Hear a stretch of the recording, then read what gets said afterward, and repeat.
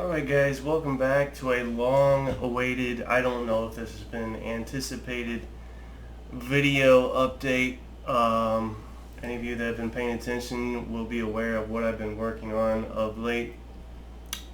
Last video I did, I think we had 4 line battalions of French, a brigade of cavalry, and an artillery battery. So since I've spoken with you, I've added 2 more, don't ask why, for a total of 6 French line battalions, another cavalry brigade, and so I've beefed up the French since we last spoke.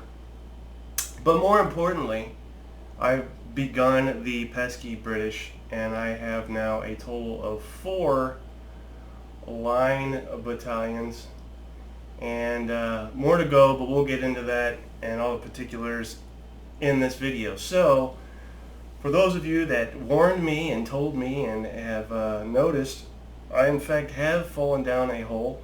I haven't begun to claw my way out because I still have a ways to go, but a hole indeed. So I started around June 6th. We're looking at about 5 weeks in now, and if you count a complete cavalry figure as 2, the totals come up like this. So the horse and the rider as 2 separate things. 330 miniatures in about 5 weeks. And I would say I have set a goal for myself before I will put these on the table. And I'm anxious to do so because as a kind of reward and incentive to finish, I haven't set these on the table at all yet.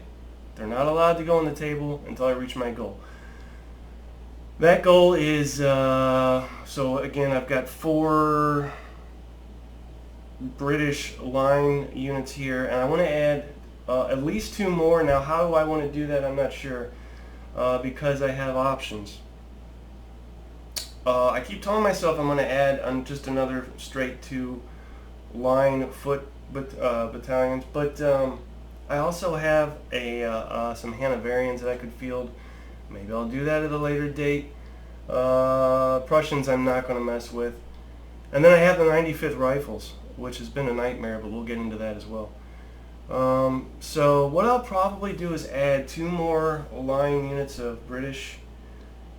But before I do that, I'm giving myself a break from these French infantry or British infantry units, and as you can imagine, they're a nightmare. All these white straps and webbings and whatnot is a mess. I'm happy with how it's come out, but it has been a real chore, and one of the things that I've discovered painting in the kitchen alone, as the voices in your head get fairly loud sometimes, is just how much oomph do you have in you. These voices consist of things like, why are you doing this?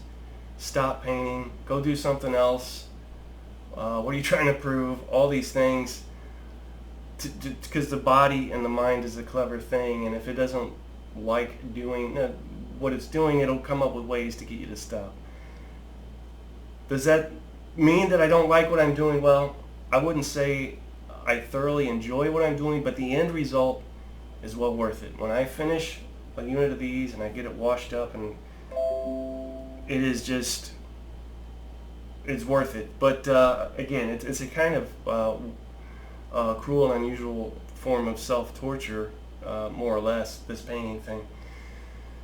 So, about 330 models I've painted in about 5 weeks. That puts me about 70 to maybe pushing it, probably 75% finished of my goal. Now, there's plenty of other things I could paint, but I've set a realistic goal that I want to attain within.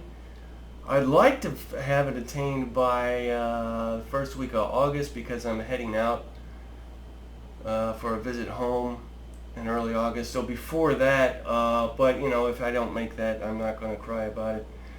But it is an attainable goal, and I'm well on my way there if I keep going. Now, I am running out of steam, I've noticed a little bit, so Whereas before I would have to paint hours on end, non-stop, before I would allow myself a break or stop. I can't do that anymore. I paint a little bit, I go away, do something else. I paint a little bit more, I go away and do something else. So it's the painting that I'm doing is still getting done, but each session, if you will, is getting stretched out. So again, I think the amount of steam that I started with is starting to wane a bit, and that's, I think, understandable considering what I've done in 5 weeks. And again, these aren't, for God's sakes, museum quality, but I'm extremely happy with the way they've come out, especially for what I plan on doing with them. I'll say that I've foregone any most, if not all, facial hair. I'm not messing with it. What else? That's about it.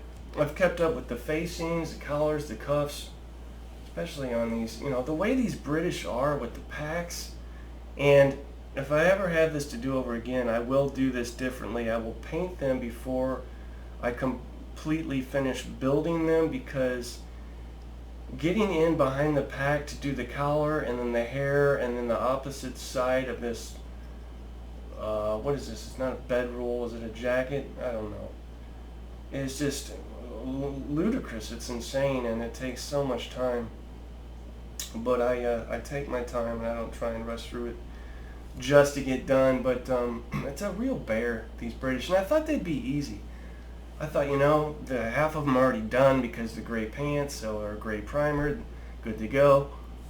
No, there's a lot of stuff going on, especially with the flank companies, which is another oddity, as it turns out. They've got what is called, I guess, swallows' nests or birds' nests or whatever the hell you want to call them on the shoulders, and you got to paint those guys up. Now, here's the thing.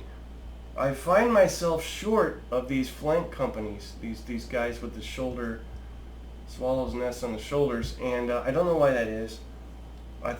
As they are called flank companies, I should have enough for each side here, but I'm short, so I don't know what is up with that.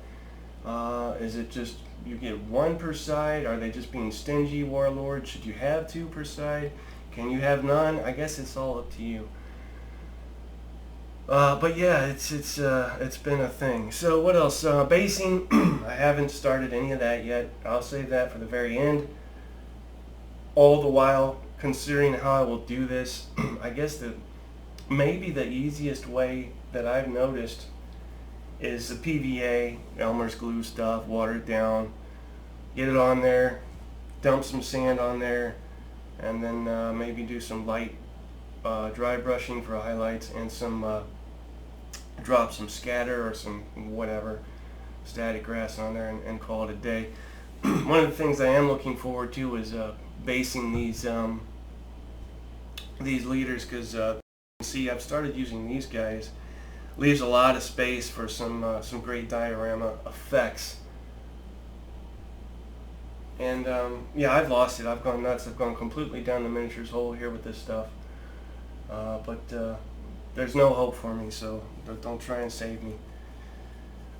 So that's that, the basing. What else have I done? I've completely blown out the brushes that I have that I've been using, which consist of, I got a couple decent Citadel paint brushes from the Flames of War days, some really crappy brushes that I had to throw away from those days, and then I bought a set of Army Painter brushes, because the intention was to paint the epic scale Warlord Civil War stuff. In fact, I even ordered a paint set specific to that era that I haven't used for that. I've incorporated it into the Napoleonic stuff.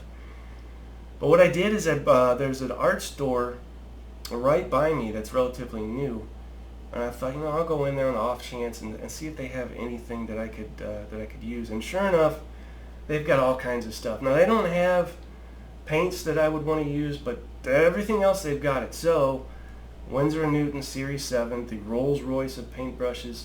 I now have 2 of those. They're not cheap. I finally used one for the first time today.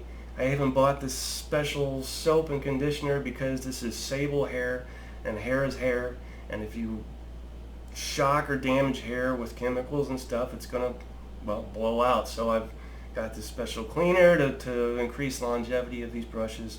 They're pretty good. I don't know that it's the end-all be-all. I think a lot of it has to do with your painting ability. It doesn't matter what brush you use. If you can paint really good or if you paint like crap, brush isn't going to matter. But I've noticed a difference, and it was a worthwhile purchase in my opinion. So that's the Winsor & Newton Series 7 paint brushes. Did my research on that, and that is what I've come up with for the paint brushes that are the envy of the kids on the street these days. I've already talked about what I need to do next. 2 more British Line battalions at least. I've got an artillery battery I need to get done. And I have 2 brigades of cavalry, Scots Greys, that I plan to do. Essentially, let me get this correct. British Household Brigade and British Union Brigade. Now I have hussars for either nationality, British and French, but there's a couple problems with that. One being the overcoats that they wear off the side of the arm. I've glued those on as Superman capes straight off the back, so I have to fix that. And it looks like hell to paint those, especially those coats with all the, what do you call it, frill lacing. And I know there's a way to do that easily, and I plan on doing that. But still, you want it to look right, so that is not something I am anxious to do. So I'll probably knock out this British Union Brigade, the Scots Greys, and British Household Brigade Cavalry. That leaves the 95th Rifles, and I mentioned earlier that was a nightmare. Why? Because I had a plastic, what I thought was a plastic set of these 95th Rifles from Warlord, and they're not, they're resin, and that creates, I guess, as I've come to find out, a bit of a problem, because the primer I used, I want to say it reacted with the resin somehow, and it got all funky. And then I primered. I also broke down because the little plastic set just wasn't enough guys. So I broke down and bought a box set of the metal 95th Rifles, and primered those. And I have to say, I guess those primered well, yeah. But then I bought Army Painter Angel Green spray paint, because these 95th Rifles guys are one of like 3 units in the British Army that do not don the red coat, and I will come back to a little historical adage regarding that soon enough. So I thought Army Painter Green spray paint, boom, spray them, done. I won half the battle. Well, something happened, and I can't figure out what. I don't know if the spray paint I got was bad. Is that possible? Was it too humid out? Or was it because I sprayed and then stopped and then sprayed over spray that hadn't dried yet? I don't know. But it ended up a goopy mess on these guys, and it was so bad, I just put them back in the box, and I have it where I can't look at them because it'll drive me nuts. And I ordered a whole other box of these things to start over. It was that bad. I don't even want to mess with stripping them. Maybe someday I'll do that. Just start over and act like it never happened. So I'm anxious to get these 95th Rifles on the table. They look smart. They look great. But what little progress I thought I had made on them, back to square one. I gotta cut off any flashing on those, primer them, and then I bought Angel Green that I can brush on instead of spraying. So we're playing it safe. See how that goes. And then anything else? Not really. What I have represented here is the 1st Royal Scots Regiment of Foot, the 2nd Foot Guards Coldstream, the 33rd West Riding Regiment of Foot, and the 3rd Scots Foot Guards. The 2 I will probably represent, and you say, well, how are these represented? Other than the flags, not really anything specific color-wise, at least that I'm doing. I guess the facings would coincide with certain units, but what am I looking for? I'm looking for my British. I don't think I have it. Here it is. Nope, lost it. I only have 7 flags, different flags to use to mount on these guys, and I've used 4 of them. One is the King's German Legion, so I won't be using that because those aren't red either. and I forget which two that leaves me, but that, and then over here I have represented the 13th line, the 51st line, that is the French.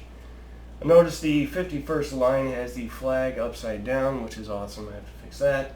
17th line, 54th line, 28th line, and a light unit of undetermined origin, because the light unit has a line unit flag on it, so I gotta fix that.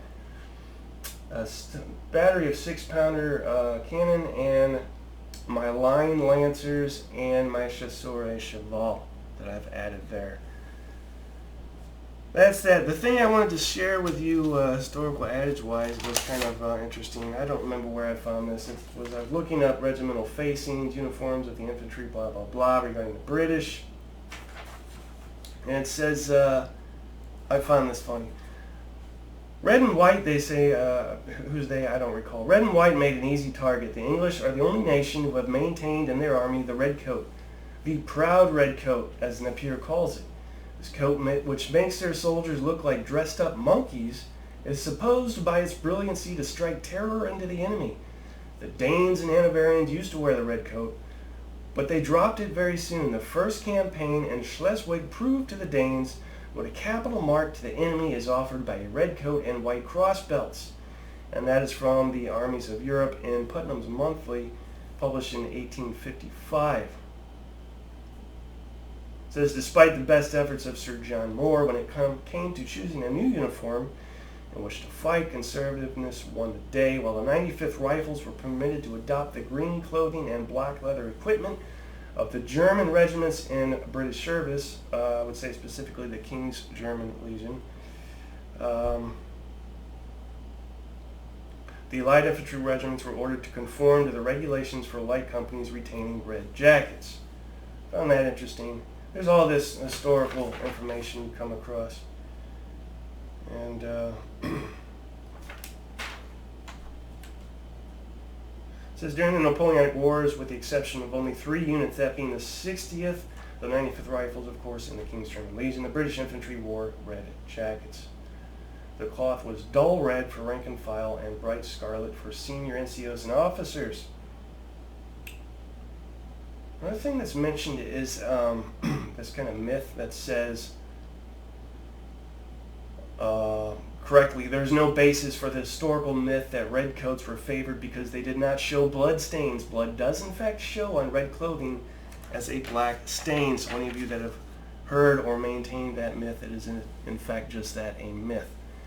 So there's your update. I still have a lot more to go. I've managed to maintain somewhat of my sense of sanity doing this.